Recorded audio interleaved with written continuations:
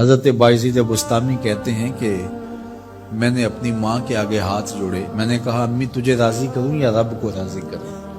تو اپنے حق مجھے معاف کر دے، اللہ کو میں راضی کر لیتا ہوں۔ ماں نے کہا جاؤ پتر میں اجازت دیتی ہوں۔ گئے جنگلوں میں، ذکر و فکر میں لگے رہے، تنہائی میں اس کو یاد کرتے رہے، دن رات ذکر کے چراغ روشن رکھے۔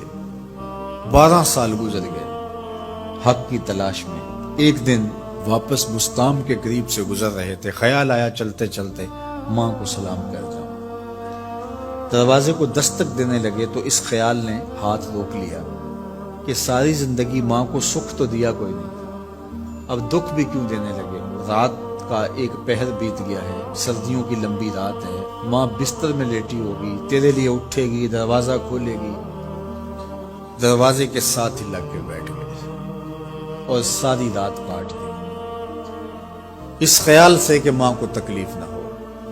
جب سحری کا وقت ہوا تو اندر سے جو نالی آتی تھی اس نالی سے پانی آیا، سمجھ گئے میری ماں تہجد کے لیے اٹھی ہے اور وضو کا پانی ہے، تو فوراً دروازے پہ دستک دی۔ اندر سے آواز آئی بیٹا بایزید میں ابھی آئی۔ مائیں بیٹوں کے دستک کے انداز سے جان لیتی ہیں یہ کس بیٹے کے ہاتھوں کا لمس ہے۔ 12 سال کے بعد آئے، دستک دی، کہا بیٹا بایزید میں ابھی آئی۔ ماں کی تو نگاہیں ہی دروازے پہ رہتی ہیں۔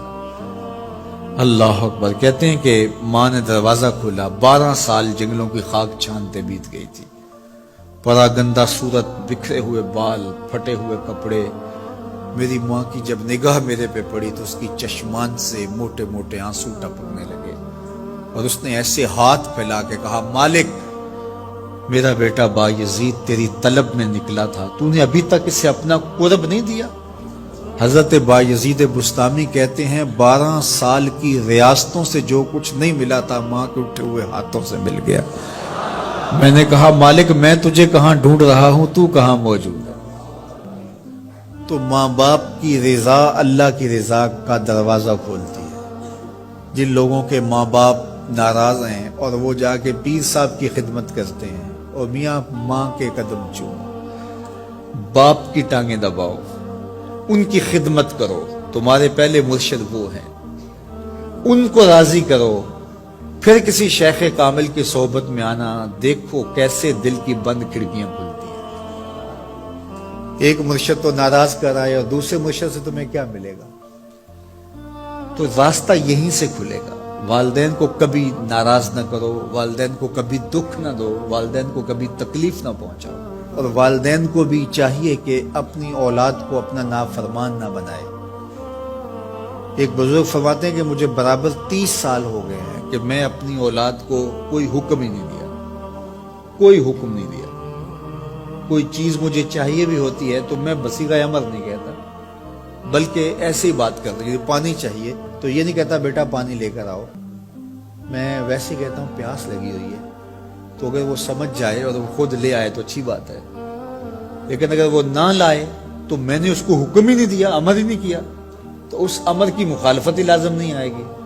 تو کہا 30 سال برابر گزر گئے ہیں، میں نے اپنی اولاد کو حکم نہیں دیا کہ کہیں وہ میری نافرمان نہ ہو جائے، کیونکہ اگر وہ نافرمان ہو گئی پلے کچھ نہیں رہے گا۔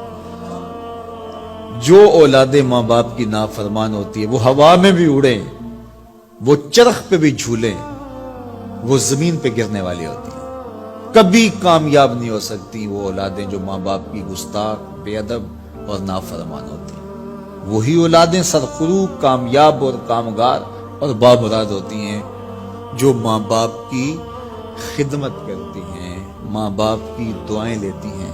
وہ ایک بچہ ماں باپ کے پاؤں دبا رہا تھا، تو ایک بچہ ایک بر اعظم میں، دوسرے بر اعظم میں، تیسرے بر اعظم میں بڑے بڑے کاروبار کر رہا تھا۔ تو کوئی اس کا دوست ملنے آیا، اس نے کہا کہ اس نکمے کو بھی کہیں بھیج دو، فلاں جو ہے وہ یورپ میں ہے، فلاں امریکہ میں ہے، وہاں اتنی بڑی کمپنی اس نے کھولی ہوئی ہے، اس نکمے کو یہاں بٹھایا، اس کو بھیج دو، یہ تو نکمہ کسی کام کا نہیں۔ کہا یہ نکمہ ہی تو میرے کام آ رہا ہے، کہ نکمہ ہی تو میرے کام آ رہا ہے۔ تو اولاد خوش نصیب ہے کہ اپنے ماں باپ کی خدمت کرے اور ان کے ساتھ حسن سلوک کرے۔